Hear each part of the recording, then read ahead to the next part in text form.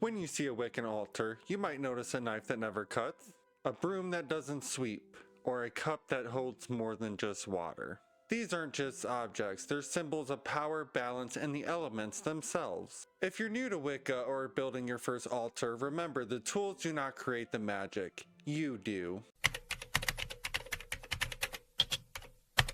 Hello everyone, my name is Wes. In today's video, we're breaking down some of the basic Wiccan altar tools, what they are, how they're used, and the masculine and feminine energies that each one represents. So if this interests you, make sure you subscribe and join our little circle so you don't miss any more magical deep dives. Before we get into this video, remember you don't need every tool to be able to practice Wicca or witchcraft.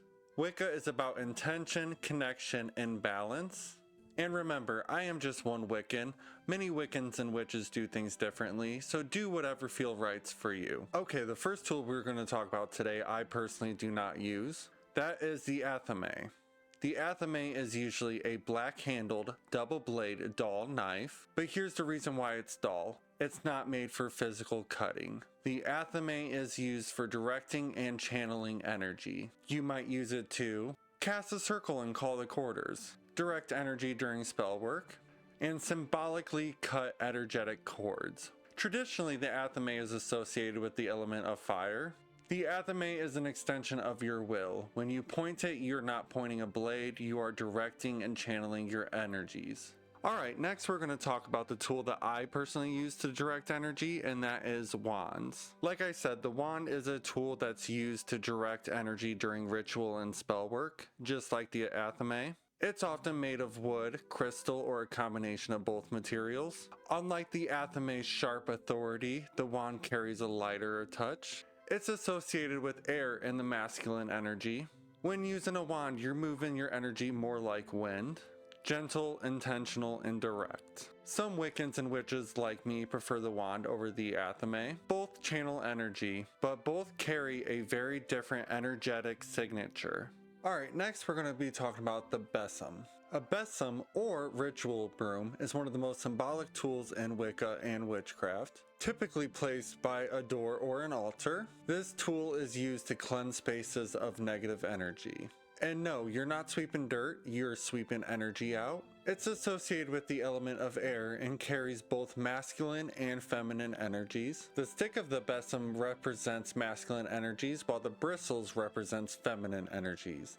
Together, they represent balance. It clears stagnant energy and cleanses the sacred space. You can use a besom before rituals. When moving into a new home, if you have one of the small hand ones, you can use it to cleanse incense, powder, and dust off of your altar and to spiritually reset a room or area. Alright, now let's talk about the cauldron. Very few tools is as iconic as the cauldron. It is often made of cast iron. A cauldron is typically used for burning herbs, holding a small ritual fire, as well as small potions. Usually anything any bigger than something small you would make on the stove. But symbolically, the cauldron represents something deeper. It represents the womb, as well as the powers of creation, transformation, and rebirth. It's associated with the element of water, as well as the feminine energy. The cauldron is a sacred container of change. You put your ingredients inside, and something comes out of it.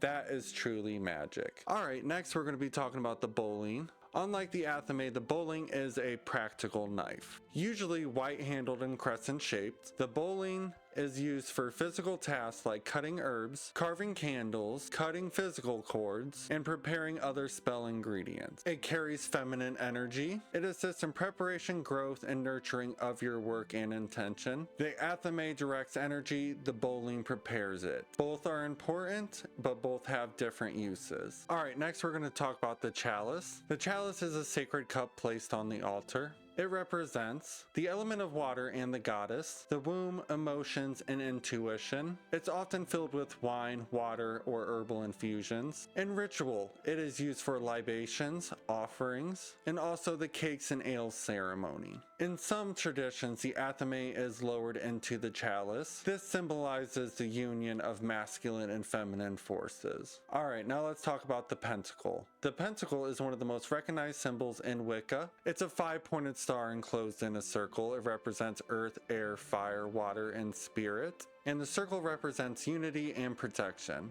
Altogether, it represents the balance in between all the elements. It's often used for protection, grounding, and charging objects. When you place it on your altar, it acts as a stable balance for all the elements. And also, it reminds us that everything is connected. Next, we're going to talk about the offering dish. The offering dish is very similar to the chalice in a way that it is used for leaving offerings. This can be food, herbs, incense, different flowers. The offerings act as a sign of respect to deities, spirits, and the elements. Magic is not just about asking, it's about a relationship of give and take, and the offering dish represents that sacred exchange. And finally, let's talk about the witch's bell. The bell is representation of air and the feminine energy. It's used for cleansing negative energy, marking the beginning and end of a ritual, and disperse stagnant vibrations. Sound carries power. When you ring a bell, it's not just making noise, it's shifting energies. It's a subtle but powerful tool. Now here's what's important. You don't need expensive tools or a perfectly aesthetic altar. You don't even need all or even any of these items. Some witches practice with a full traditional setup,